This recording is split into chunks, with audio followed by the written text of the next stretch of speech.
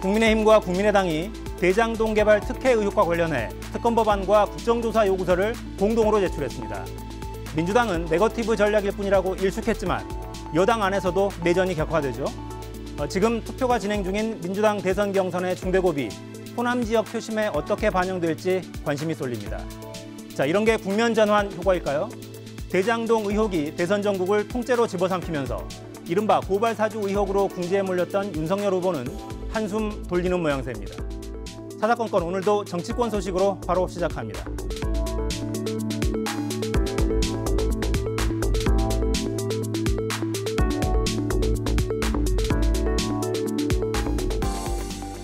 네, 여의도 사사건건 김성회 열린민주당 대변인, 장성철 대구가톨릭대 특임교수와 함께하겠습니다. 어서 오십시오. 안녕하세요.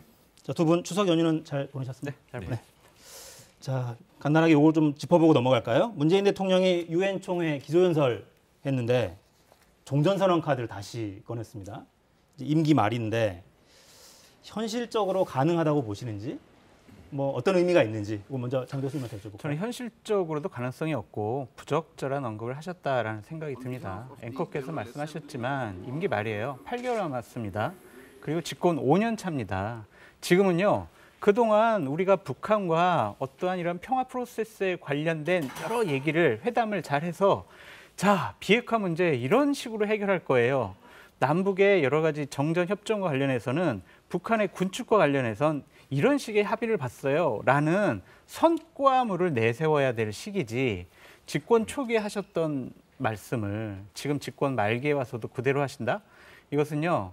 나는 무능력합니다. 라는 자기 고백이다. 라고 말씀드릴 수밖에 없고 또 하나는 종전선언을 하게 되면 뒤따라오는 것들이 있어요. 평화협정 맺어야죠. 그다음에 당연히 북한은 주한미군 철수를 요구할 수밖에 없습니다. 북한은 지금 핵무기를 고도화하고 있습니다. 얼마 전에 영변 핵시설을 재가동하고 있다는 그런 얘기도 나오고 있습니다. 그런 상황에서 정전협정은 안보를 불안하게 하는 것이 아니냐라는 비판으로부터 자유로울 수 없다라고 말씀드립니다. 네, 안보를 불안하게 하는 것이다. 어떻게 보셨습니까? 뭐 이제 이준석 대표가 미국에서 하신 말씀은 거의 대동소이하다고 생각을 하는데 저는 그게 더 부적절하다고 보는 게요. 임기 말이라는 것이 그러니까 미국이 특히 그런데 정권이 민주당에서 공화당으로 바뀌어도 외교적 기조는 그대로 유지해 가거든요. 그러니까 어느 나라나 마찬가지고 지금 가장 1등으로 야당에서 거론되고 있는 윤석열 후보조차도 평화적 기조를 이어가겠다라는 외교 정책을 내놓은 마당에 우리가 집권하면 대결적 정책으로 넘어갈 거라는 선언을 하는 것도 아니고 임기 말에 이런 얘기를 왜 하느냐는 사실 굉장히 부적절한 발언이었다는 생각이 들고요. 미국이 호응하고 나섰습니다. 근데 미국이 왜 호응하는지를 봐야 되는데 2017년에 이코노미스트지에도 나왔습니다만 이젠 원유보다는 데이터가 더 가치 있는 것이라는 게 전 세계적으로 공감대를 이루면서 중동에서 미군이 빠지고 있지 않습니까? 그것이 아시아 지역, 특히 인도, 대만, 한국으로 반도체 생산 역량이 모여있는 곳에 지금 집중이 되고 있고 미국도 한국이 정치적, 경제적, 군사적으로 안정되는 것이 본인들에게 유리하다고 생각해서 정전협정에 한 발 더 다가가고 있는 이 마당에 이런 이야기를 본인 임기 때 하면 좋고 안 되더라도 다음 정권을 이어가기 위한 문재인 대통령의 노력은 당연한 것이었다고 생각합니다. 그러니까 미국이 얘기했다라고 뭉뚱그려서 얘기하시면 안 되고요. 미국에서 국방부에서 얘기했어요. 미국 국방부 대변인이 얘기했죠. 네. 예. 근데 이런 것들은 국무부가 얘기해야 됩니다. 그래서 미국이나 우리나라에서 어떤 비판이 나오냐면 국방부가 얘기했어? 이것은 실효성을 담보할 수가 없어. 그냥 회담에서 그냥 원론적인 얘기를 한 거야 라는 비판이 나오거든요. 국방부에서는 그냥 원론적인 얘기를 했어요. 종전선언 가능성에 대한 논의가 열려 있다. 이런 식으로 얘기했거든요. 이것이 미국이 호응했어요 라고 얘기하는 것은 좀 과한 해석이 아닐까라는 생각이 듭니다. 몇 달 안 됐는데 G7에서도 저희 정상회담에 가서 이 바이든 대통령하고도 이런 얘기를 많이 나눴던 것을 다시 기억을 짚어보시면 될 것 같습니다. 네. 이제 뭐 북한, 미국, 중국 이런 당사국까지 거론해 가면서도 제안을 다시 한번 했으니까 또 논의가 어떻게 진행되는지 한번 지켜보시죠. 자, 이제 추석 연휴 바로 다음 날인데 추석 밥상머리에서 가족들 어떤 말씀 나누셨는지 역시 화천대유 그 얘기는 뭐 가족들이 잘 모르더라고요. 물가 그래요? 얘기를 많이 했어요. 같이 좀 장을 보러 갔는데 물가가 너무 비싸졌더라고요. 그리고 좀 재난지원금 얘기를 좀 했고요. 그리고 또 코로나 백신 이런 얘기를 했고 정치 얘기는 좀 가족들이랑 하는 게 조금 좀 그래요. 그래서 네네. 안 하시더라고요. 가족. 그러니까 연휴 직전에 워낙 화천대유 와서 이런 짤도 돌아다니고 막 이래가지고 이야기가 나오진 않았을까 싶긴 했는데 딱히 대화는 하지 않으셨어요? 저는 김서방 KBS에 나오던데 하시더라고요. 예, 그런 정도 대화만 나눴습니다. 네네. 예, 장인어른하고. 예. 저희 정당 지지도 준비돼 있죠. 그걸 보면 이게 이제 지난주까지의 추이를 저희가 정리한 건데 전체적으로 보면 무당층은 약간씩 이제 줄어들고 뭐 선거 국면이 격화되면 점점 좀 흡수가 되겠죠. 어느 당으로든. 근데 좀 눈에 띄는 게 국민의힘이 조금 올라간 게 좀 눈에 띕니다. 국민의힘 입장에서는 골든크로스죠. 이런 흐름이 좀 더 유지가 될지 그러니까 이 추석 직전에 화천대유 관련한 대장동 의혹이 워낙 좀 크게 터져 나와서 그런 건 어떤 영향을 좀 미칠 거라고 보시는지. 그런 영향도 있었고요. 1차 토론회 하면서 집중적으로 국민의힘이 조명을 받았어요. 그에 대한 언론에 대한 집중도가 국민적인 관심도를 더 높였다라는 생각이 들고요. 정당 지지도가 저렇게 높아진 것은 무당층에서 정권 교체 여론이 높더라고요. 결국에는 선거가 다가옴에 있어서 정권 재창출하는 게 좋을까? 아니면 교체되는 게 좋을까? 라고 무당층과 중도층이 결정을 해줘야 되는데 그분들이 점점 정권 교체에 손을 들어주고 계시다. 그래서 국민의힘 지지율 상승의 근본 원인이 됐다라고 말씀드립니다. 어떠세요? 그러니까 이번 논란에도 역시 이재명 지사 특유의 그 스타일 있잖아요. 네. 독설에 가까운 정면 대응 계속 하고 있는데 이게 그러니까 자신감의 발로라고 봐야 됩니까? 아니면 전략인가요, 그냥? 일단 야당의 공세가 이어졌던 것의 최초는 그래서 그 화천대유 뒤에 있는 주주들 누구냐 이거 이재명이랑 상관 있는 거 아니냐라고 공세를 퍼부었는데 KBS에서 보도를 통해서 이 주주들이 전부 다 관련 없는 사람인 것을 입증하면서 뭐 없네. 하지만 여전히 야 그래도 부동산을 너무 많이 버는 거 아니야? 라는 사람들의 이 분노는 있는데 이게 딱 이재명 지사하고 연결은 되지 않는 상황이고 이재명 지사도 그런 점에서 나는 상관이 없다는 얘기를 강하게 할 수밖에 없는 상황이라고 봐서요.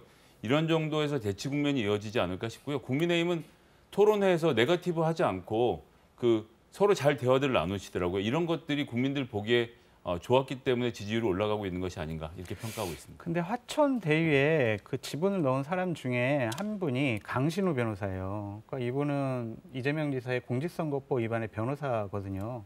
당연히 이재명 지사랑 연관이 될 수밖에 없죠. 이 부분에 대해서는 의혹이 점점 커질 것 같다는 생각이 들고요.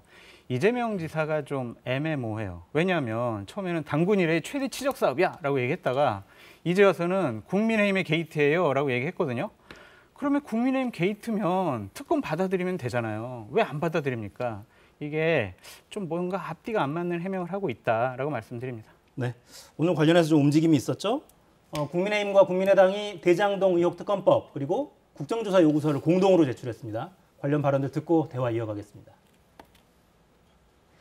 불로소득을 좀 막고 공공개발로 최소한의 개발 이익을 공공이 환수하는 모범적 모델로 이렇게 좀 할 수 있도록 격려해야 마땅한데 이거를 마치 무슨 뭐 문제가 있느냐 공격하는 것은 옳지 않다는 말씀 하나 드립니다.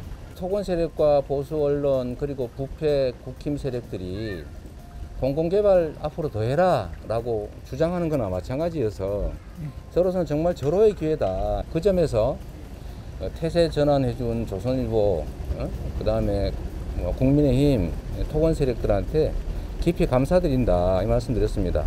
정말 감사하다 그러려면 수사를 특검에서 받도록 해준 데서 감사해야 마땅할 것입니다.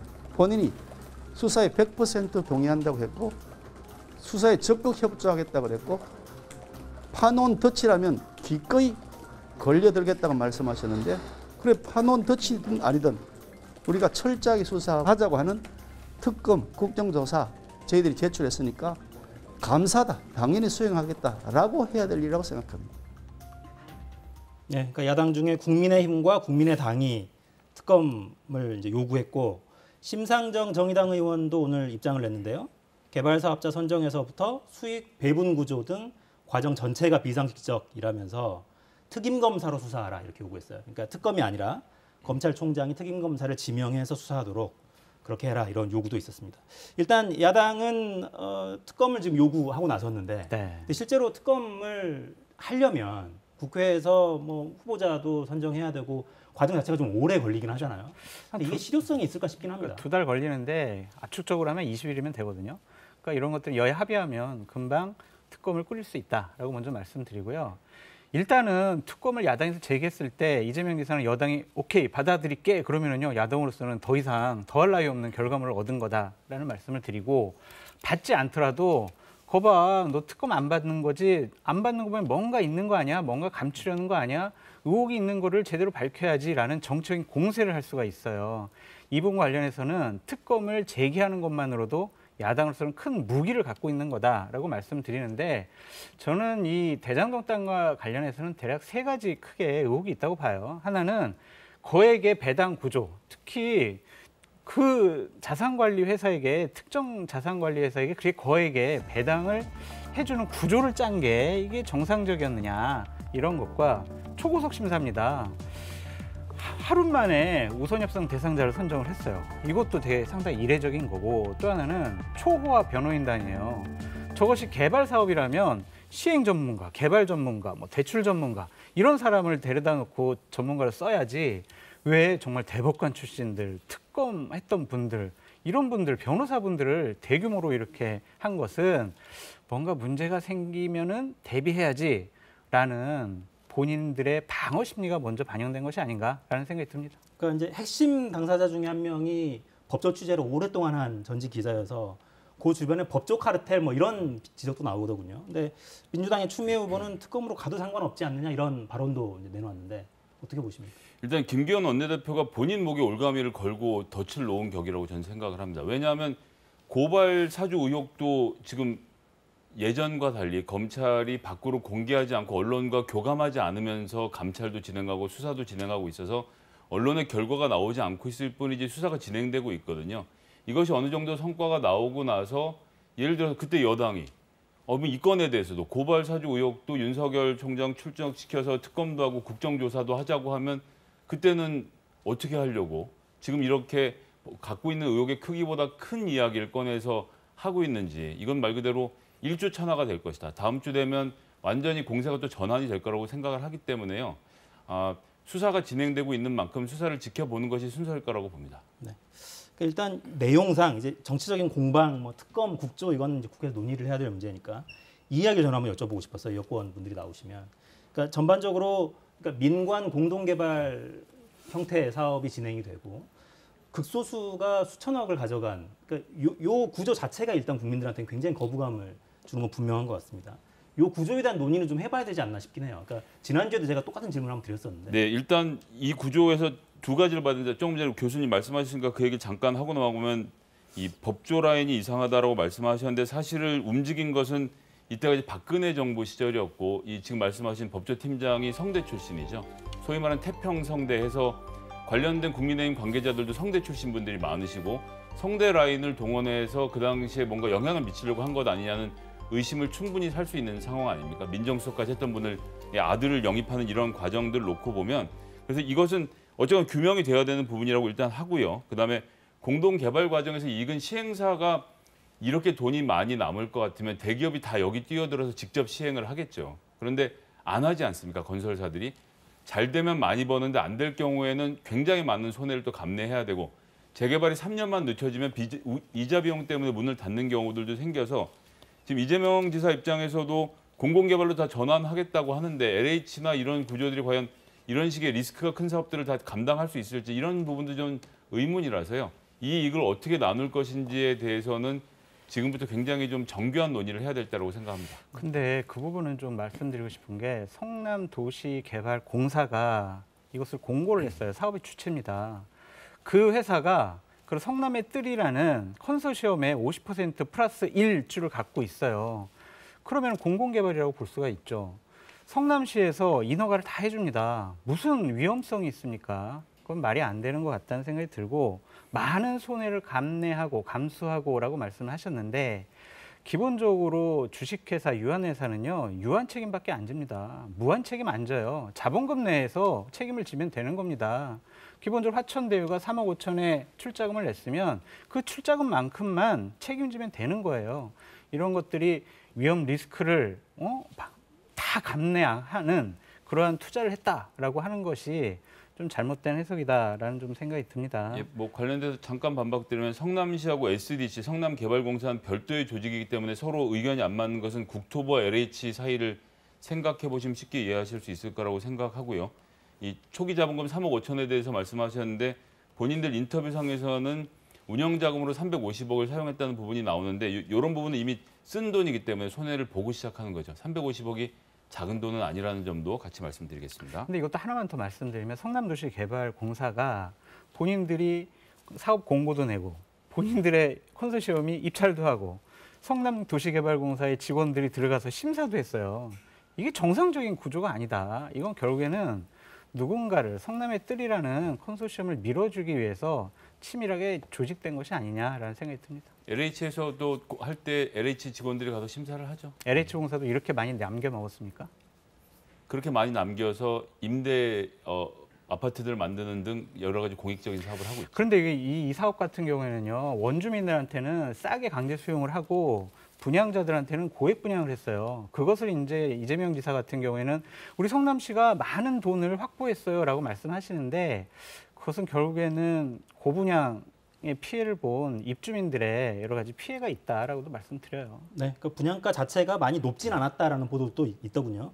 그러니까 이게 핵심은 돈을 왜 이렇게 많이 벌게 해줬느냐, 이 과정에 특혜나 위법 소지가 있느냐, 이 부분이 이제 핵심일 텐데 그렇죠. 심지어 그 과정에 당시 시장 이재명 후보가 개입했느냐, 이게 아마 핵심일 텐데 수사 결과 좀 봐야죠. 박범계 장관은 오늘 일단 원론적인 입장만 냈더군요. 법과 원칙에 따라서 신속하게 규명해야 할 사안이다. 서울중앙지검에도 이제 관련 고발 사건이 접수됐다. 앞으로 수사가 좀 빠르게 진행이 돼야 될 것 같긴 합니다. 그러니까 전반적으로 보면 그 이른바 고발사주 의혹, 이 사건은 비교적 빠르게 네. 감찰 조사와 수사가 좀 진행이 되고 있으니까 관련해서 이 진척 상황이 좀 비교가 될 것 같기도 합니다. 저는 유동규 당시 성남도시개발공사의 기획본부장, 당시에는 도시개발공사의 그 사장 역할을 했던 분이거든요. 이분이 사업의 핵심이에요. 근데 이분이 지금 전화번호 바꾸고 전화 안 받고 잠적했다, 사라졌다 이런 보도까지 나오고 있습니다. 이분의 신병 확보를 통해서 빨리 무슨 일이 벌어졌는지 알아봐야 될 것 같고요. 저는 이재명 지사가 자꾸 관계가 없다고 하는데 이재명 지사의 공직선거법과 관련된 변호사 두 분이 이 화천대유의 고문 변호사라든지 아니면 지분 참여를 했어요. 변호사가 3만 명입니다.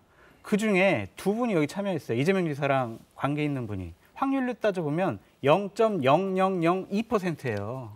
그러면 이재명 지사랑 관계 없다고 우리가 추측 안 할 수가 없습니다. 이 부분도 명확하게 밝혀져야 된다라고 말씀드립니다. 네, 그러니까 사후 수뢰로 비난받아 네. 마땅하다 뭐 이런 언급도 야당에서 있었는데 관련해서 잠깐 반론을 좀 듣고 넘어가죠. 예, 뭐 지금 이렇게 연결되어 있는 사람들도 이제 대법관 같은 경우도 7명 중에 1명으로서 참가했을 뿐인데 이것을 모두 다 엮어서 하는 것은 무리라고 생각하고요. 아까 전에도 말씀드렸지만 일단 이 만들었던 하나은행, 하나금융의 회장하고 이 은행장도 또 성대 라인이지 않습니까? 성대 라인을 중심으로 만들어진 법조 라인이라는 것이 현존하고 있는데 거기에서 새끼를 쳐서 자꾸 이재명 지사를 연결시키는 것은 글쎄요, 뭐 이 시청자분들이 판단하실 문제라고 생각을 합니다. 어떠세요? 그러니까 이 질문 한번 드리죠. 네. 그러니까 이게 만약 결정적인 한 방이 안 되면 유효타가 안 되면 오히려 이재명 지사한테 날개를 달아줄 수도 있을 것 같다는 생각이 들기도 하거든요. 면죄부를 주는 거죠. 그러니까 이거 핵심은 이재명 지사가 지시나 관여에 의해서 화천대유에 저러한 이익 구조를 만드는데 이재명 지사가 개입을 했어라는 게 명확히 드러나야 되는데 드러나기가 과연 가능할까? 과연 공수처라든지 검찰이라든지 경찰이 수사 의지를 갖고 제대로 할 수 있을 것이냐? 정치 공방으로 끝날 가능성이 높다라고 보여집니다. 그렇죠. 국회에서 특검 관련 논의를 하면 일단 민주당도 정치 공세다라고 팔쩍 뛰고 일단 잘랐으니까 쉽게 진행되긴 좀 어려울 것 같긴 합니다. 진실 규명이 어디까지 될지 일단 수사 상황도 좀 지켜봐야 되는 상황이죠. 자, 민주당 이야기로 좀 넘어가죠. 민주당 대선 후보 경선은 지금 호남 지역 권리당원 투표가 진행되고 있습니다. 이 경선 과정에서도 대장지구 의혹 놓고 설전이 이어졌습니다. 들어보겠습니다.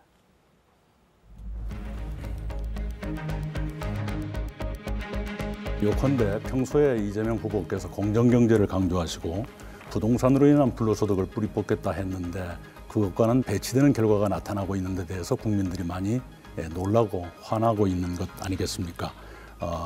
역대급 1억 천금 사건이다 이렇게 볼 수가 있겠습니다. 방화범들이 그 소방관들 불 끌어가서 열심히 불 껐는데 왜 3초 일찍 도착하지 못해서 피해 키웠냐 이거하고 똑같아요. 불 끄려고 노력이나 해봤나 제가 묻고 싶습니다. 특히 이낙연 후보님. 아니 수십 년 공직하시면서 정말로 국민에게 이익을 되돌려준 법 외에 정치적, 행정적 노력을 통해 돌려준 게 뭐 있는지 한번 정말 묻고 싶습니다. 집값을 오르게 해서 개발 이익을 늘려준 것이지 제가 늘린 건 아니지 않습니까? 완전히 공공으로 환수해서 국민께 100% 돌려드리는 호남의 높은 민심 그리고 우리 국민들의 합리적인 집단 지성에 의해서 합리적인 결과를 내주실 거로 믿고 또 제가 할 수 있는 최선을 다해서 마지막 순간까지 임하도록 하겠습니다. 인간이 그렇게 많은 이익을 가져가는 공영개발은 순수한 공영개발은 아니라고 볼 수가 있죠. 저에게 압도적인 지지를 보내주십시오. 잘 준비된 저 이낙연이 경선에서 이기고 본선에 진출하게 해주십시오. 불안한 후보로는 안 됩니다. 안전한 후보로 본선에 임해야 합니다. 네, 이낙연 후보는 뭐 시종일관 불안한 후보로는 안 된다는 걸 계속 강조하고 있고 호남 유권자들의 표심이 아무래도 궁금한데 이번 주에 나오니까요. 대장동 의혹이 그러니까 본선에서도 악재가 될 거냐 이게 얼마나 파괴력이 있냐 이 부분을 지금 주목하고 있겠죠. 그렇기도 하고 근데 호남이 지금 이제 예전의 경선 방식대로 제주도 거쳐서 울산 거쳐서 바로 광주로 뛰는 것 같으면 초반 판세가 어떤지를 보는 것에서 큰 의미가 있었고요. 수도권에서 다 투표하고 대기하고 있는 사람들에게 영향을 미쳤는데 이번엔 이미 65만 명 중에서 78%가 투표를 했지 않습니까? 여기는 자기들이 투표를 하겠다고 생각을 굳게 먹고 투표에 참여한 사람들인데 호남은 20만 명이라고 하는데 전남, 광주함 16만 명이고요. 이분들의 제가 비율을 정확히 따질 수는 없습니다만 내년 지방자치 선거를 앞두고 주변에 있는 분들 많이 모아놓은 상태예요. 그래서 이번 선거에 이렇게 열심히 참여하실 확률이 낮고 호남의 비중이 크다고 하지만 경기도만 해도 16만 명의 당원이 있습니다. 예, 그런 점들을 고려하고 양쪽의 지지율, 호남에서는 둘이 비등비등하고 경기에서는 이재명 지사가 훨씬 앞서고 있는 상황 등을 생각하면 호남 선거가 중요하다라고 우리가 언론에서 얘기할 수는 있지만 실질적으로 판을 분석해 보면 호남 선거가 굉장히 결정타를 먹이는 경우는 20만 명 중에 12만 명이 투표해서 10만 대 2만 정도의 결과가 나오면 결정타가 되겠죠. 거의 가능하지 않을 거다. 예, 산수로는 그렇습니다. 근데 정치는 산수를 넘어서는 것이니까요. 그렇죠. 그러니까 표수만이 아니라 호남 지역의 표심은 특히 여권에는 상징적인 의미가 있어서 여기서 결과가 어떻게 나오는지 궁금하긴 해요. 그러니까 최근에 좀 헷갈리는 여론조사들이 좀 나오고 있어요. 그냥 이낙연 후보가 이재명 지사를 10% 이상 앞서는 여론조사 결과도 나오고 있기 때문에 호남 표심이 어떻게 반영될지는 좀 두고 봐야 될 것 같다라는 생각이 들지만 어쨌든 본선 경쟁력, 정권 재창출할 수 있는 최적의 후보가 누구야, 가능성 있는 후보가 누구야 라는 판단을 갖고 호남의 유권자들도 투표할 것 같다. 그래서 이낙연 후보가 지금 치고 올라가는 추세이긴 하지만 좀 뒤집기는 어렵지 않을까라고 전망해 봅니다. 뒤집기는 어려울 거다. 의견이 거의 비슷하신 것 같네요. 네. 그러니까 요건 한번 제가 여쭤보고 싶었어요. 그러니까 이낙연 캠프가 사실 거세게 몰아붙이고는 있는데 이게 약간 좀 뒤에서 좀 발목이 잡히는 것 같은 느낌이 좀 있습니다. 그러니까 오늘도 김두관 후보가 보수 언론이 만든 이 프레임에 우리 당 후보까지 부안외동하면서 벌어진 일이다. 그러니까 이 대장동의 의혹이. 그러니까 결국에는 계속 의혹 제기를 하고 있는 이낙연 후보 쪽에 책임을 좀 돌리는 그런 모습이 보이더라고요. 그러니까 이런 게 민주당 지지그룹 안에서는 뭔가 좀 이적행위 같은 그런 느낌이 좀 있나 봐요. 그런 것도 있고 사실 3, 4, 5등은 1등이 목표가 아닙니다. 일단 2등을 잡아서 2등 자리를 바꿔야 되는 것이 우선적인 과제이기 때문에 어떻게 돼도 이낙연 후보는 공격을 당할 수밖에 없는 입장이고 근데 문제는 1위와의 공격에서 1위를 공격하는 방식이 내가 잘났음을 위주로 가야 되는데 1위가 못났음을 위주로 가려고 하다 보니까 이게 설명이 잘 안 되면서 오히려 이낙연 후보 본인의 캐릭터를 잃어가는 과정이 지금의 결과를 만들고 있는 게 아닌가 좀 아쉽습니다. 그러니까 불안한 후보로는 안 된다. 이 구호 자체가 좀 부적절하다는 말씀입니다. 민주당 지지층의 절반 넘게가 불안한 후보를 지지하고 있는데 불안하다는 말 한마디로는 어렵죠.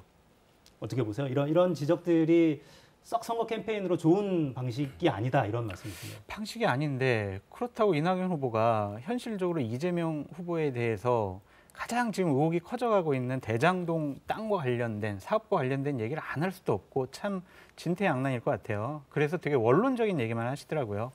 불안한 후보 이재명입니다. 저는 안정감 있는 후보입니다. 이런 얘기만 하시는데 이것조차도 아까 우리 김성현 대변인님께서 말씀을 너무 잘해 주셨고 2등 후보의 딜레마예요. 그러니까 국민의힘 같은 경우도 홍준표 후보, 윤석열 후보를 공격하면 왜 내부에서 총질해? 이런 공격 당하거든요. 그러니까 이등 후보의 딜레마다라고 말씀드려요. 그렇죠. 이 공격할 만한 포인트가 눈앞에 보이는데 이 카드를 안 쓸 수는 없고 내부 총질하냐. 쓰면 내부 총질이라고. 그러니까 홍준표 후보가 사형제 부활하겠다, 사시 부활하겠다 이런 얘기를 하면 지지율이 올라가지 않습니까? 그런 식으로 본인의 아젠다를 잡고 가는 것이 지지율을 올릴 수 있죠. 비전을 보여주고 자꾸 전망을 이렇게 보여주는 그런 캠페인이 좀 많았으면 좋겠다는 생각이 들긴 하네요. 이게 이제 뭐 민주당 내부에서는 수박 발언 놓고도 난타전이 벌어지고 이 녹취를 사실 저희가 준비해놨는데 듣진 않겠습니다. 사실 적절하진 않은 것 같아서 어때요? 그러니까 지지 그룹들 사이에서 감정 싸움으로 가다가 원팀 안 되는 거 아니야? 이런 불안감들도 조금 나오는 것 같고요. 지금까지 민주당원들과 민주당 지지자들이 보였던 전력적 선택을 보면 지금은 싸우고 있지만 이 싸움이 끝나고 나면 저는 한 팀으로 뭉칠 수밖에 없다고 생각을 하고요. 더 중요하게는 의원들의 움직임인데요. 의원들도 예를 들면 뭐 지지를 안 하거나 선거를 안 하거나 이럴 수가 없는 게 워낙 당원들이 눈을 부릅뜨고 보고 있거든요. 그렇기 때문에 어느 쪽으로 되든 그쪽으로 힘이 모이는 건 당연하다. 우리가 지금 한 3개월 전으로 돌아가 보면요. 이재명 후보가 경선에 참여하지 않고 무슨 당을 깰 것이다. 이런 종류의 마토도들이 많았는데 그 싹 없어지지 않았습니까? 현명한 지지자들의 판단을 기초로 하고 있기 때문에 결국은 원팀이 될 거라고 생각을 합니다. 저는 여권이 분열됐으면 좋겠는데 그거는 기우가 될 것 같아요. 결국에는 정권을 잃으면 우리가 여태까지 쌓아왔던 여러 가지 개혁적인 일들이 다 무너질 수가 있어라는 위기감이 있을 겁니다. 그래서 이제 선거 끝나고 이재명 지사가 이낙연 후보 측을 다 포용하고 감싸 안으면 원팀 정신은 회복될 것이다 라고 말씀드립니다. 네, 간단하게 전망만 한마디씩만 여쭤보고 넘어갈게요. 결선 투표로 가려면 이낙연 후보 입장에서 광주 전남 그러니까 이번 주말에 어느 정도 성적표는 나와야 끌고 갈 수 있습니까? 이낙연 후보는 이재명 후보에게서 가져올 표가 한 표도 없습니다. 즉 추미애 후보가 얼마나 선전하느냐에 따라서 결선 가는 여부는 정해진다. 추미애 후보가 내오고 있는 개혁적인 이 메시지에 대해서 당원들이 얼마나 반응하는가로 정해질 거라고 봐서요. 추미애 후보가 14% 이상을 얻게 되면 그러면 이 결선 투표의 가능성이 더 높아진다고 보겠습니다. 14% 이상을 얻게 되면 저는 결선 투표 가능성 없다고 봐요. 그러니까 이번에 만약에 호남 선거에서 이낙연 후보가 50%를 넘는 득표율을 지지율을 가져오면은 결선에 갈 수 있을까라고 우리가 추측해 볼 수도 있겠지만 그러긴 좀 힘들어 보여서 결선까지 가지는 않을 것 같아요. 이낙연 후보가 과반을 얻을 수 있느냐 네. 이걸 봐야 된다. 네. 시간이 별로 안 남았는데 국민의힘 경선 상황도 좀 보죠. 지지율 상승세를 타고 있는 홍준표 후보 1차 토론회 당시 발언으로 논란의 중심에 섰습니다. 들어보겠습니다. 조국 교수랑 요즘 썸 타고 계시더라고요. 조국 수사가 잘못됐습니까? 아니 잘못된 게 아니라 과잉 수사했다는 거예요. 아니, 정가족을 도려가는 수사는 없어요. 제가 왜 조국 장관을 옹호합니까? 예. 조국 장관 가족을 왜 옹호합니까? 예. 범죄자 가족인데. 예. 그런데 그런 측면에서 윤 후보가 한 그 수사는 과잉 수사다 이거예요. 예. 응? 과잉 수사다. 예. 조국이 한 사람만 잡았으면 됐지. 온갖 가족을 전부 썰고 갈 필요는 없었지 않느냐. 그런 측면에서 이야기를 한 겁니다. 그런 측면에서 과잉 수사라는 소신은 지금도 변함이 없으신 거죠? 생각을 바꿔야죠 이제 앞으로. 과잉 수사라고 해서 주장을 하다가 생각이 변함이 없냐 물어보니까 바꿔야겠다고 이야기를. 지지그룹 내에서 비판을 많이 받아서 그런 거예요. 엄청나게 많이 받았고요. 저것 때문에 실질적으로 객관적인 데이터를 보면 추석 이후에 조사된 여론조사에서 지지율이 하락을 했어요. 그렇다면 저 발언은 실수다라고 볼 수밖에 없고 저는 폭투고 자살골이었다라고 말씀을 드립니다. 본인도 인정한 거 아니겠습니까? 제 생각 바꿀게요라고 한 거 보면 본인이 실언한 것을 좀 주워 담아야 되는데 저 얘기를 주워 담기가 좀 쉽지 않아 보인다라는 생각도 듭니다. 이낙연 후보가 연초에 사면 얘기했다가 지지자들로부터 호되게 당했잖아요. 그러니까 그러한 데자뷰가 나타나지 않을까라고 보여집니다. 그러니까 야당 지지그룹 안에서는 거의 영린을 건드린 것 같은 느낌도 있는데 어떻게 들으셨어요? 이건 캠프가 없는 문제입니다. 이게 이 홍준표 후보의 캠프가 제대로 구성되어 있으면 여러 가지 안건에 대해서 여론조사 돌려보고 이 리스크가 어디에 있는지를 파악해서 보고서가 나왔으면 해야 될 말, 안 해야 될 말 구분이 되는데 지금 전반적으로 보면 저 캠프의 정책은 홍준표 후보의 감과 경험에 의존하고 있거든요. 그래서 지지율이 지금 어떤 정책 구간에 있는 것이고 캠프가 준비를 하지 않았기 때문에 감대로 말을 했다가 굉장히 크게 한번 상처를 입으신 상태가 아닌가라고 판단합니다. 네. 윤석열 후보 이야기도 잠깐 좀 하고 마무리를 할까 시간이 거의 다 됐는데 오늘 김기현 국민의힘 원내대표가 기자들과 만나서 이렇게 이야기를 했어요. 고발 사주 의혹 관련 당내 조사 지금 어떻게 진행되고 있느냐 이런 질문을 받고 고발 사주 의혹 사건은 존재하지 않는다. 공익 제보 사건만 존재할 뿐이다. 이렇게 이야기를 하면서 기자들이 재차 다시 물으니까 저희들은 공익 제보를 받은 것이고 고발 사주라는 것은 존재하지 않는다. 조사할 것이 없다. 내용은 파악 중에 있지만 조사할 것이 없다. 이렇게 거듭 확인을 했습니다. 그러니까 지금 당내에서 조사를 하는 걸로 알고 있었는데 조사할 게 없다 이렇게 자르고 나오니까 할 수가 없을 것 같아요. 윤석열 후보가 손준성이라는 검사에게 자 이거 좀 고발장 좀 작성해줘. 이게 드러나야 되는데 손준성 검사 자체가 저는 작성한 적도 없고 전달한 적도 없어요 라고 얘기하는데 더 이상 진전할 수가 없지 않겠습니까? 그렇다고 대선 후보를 불러다가 조사할 수도 없는 것이고 손준성 검사를 데려다가 조사할 수도 없는 상황인데 이것 때문에 국민의힘으로서는 우리는 조사할 권한도 없고 할 수 있는 능력도 없다라는 얘기를 한 것 같습니다. 조사할 권한이 없고 할 수 있는 게 없다가 아니라 고발 사주라는 것은 존재하지 않는다라고 이야기를 했어요. 그러니까 이건 굉장히 유감입니다. 일단 열린민주당의 당대표를 지난해 8월 이 국민의힘의 정점식 법률자문위원장이 어디서 구한 문서를 가지고 기초로 해서 작성을 해서 그 고발까지 했고 그 문서가 지금까지 나온 출처는 대검찰청의 1급 공무원인 손준성 검사로부터 나왔다. 이것은 굉장히 객관적으로 확인된 정보인데 여기에 대해서 조사할 게 없고 당으로 어떻게 들어왔는지 모르겠다라고 말하는 건 지나치게 뻔뻔한 거죠. 남의 당의 대표를 고발한 사건이 이유가 없다라고 말을 하는 것은 게다가 지금대로 하면 검찰의 고발장을 받아쓰기를 한 것은 제1야당으로서는 있을 수 없는 이 창피한 일인데 여기에 대해서 정도는 최소한의 진상규명을 좀 해주시는 게 맞지 않겠나 말씀드리겠습니다. 그러니까 당 차원의 조사 결과를 발표하지 않겠다는 취지로 봐야 될까요? 그러니까 저 말은 우리가 정치 언어 번역기에 넣어가지고 해석을 해야 되는 거예요. 저희에게는 우리 조사하기 싫어, 우리 안 할래, 해봤자 소용없어 이런 얘기거든요. 우리 열린민주당의 대변인으로서 김성애 대변인께서는 아니 우리 당대표를 왜 고발한 거에 대해서 당신네들은 왜 조사 안 해? 이렇게 얘기할 수 있겠지만 이것은 현실적으로 국민의힘에서 조사할 수 있는 능력이 없어요. 제가 번역기 저도 잠깐 돌려야 되는데 조사하기 싫어가 아니고요. 조사를 다 했는데 공개할 수가 없네. 인 것은 이미 보도를 통해서 당직자들의 증언을 통해서 확인이 됐습니다. 알겠습니다. 추석 연휴 직후라서 좀 지켜보시죠. 검찰도 진행하고 있고 경찰도 들여다보고 있으니까 지켜보도록 하겠습니다. 장성철 대구가톨릭대 특임교수, 김성회 열린민주당 대변인과 함께했습니다. 고맙습니다.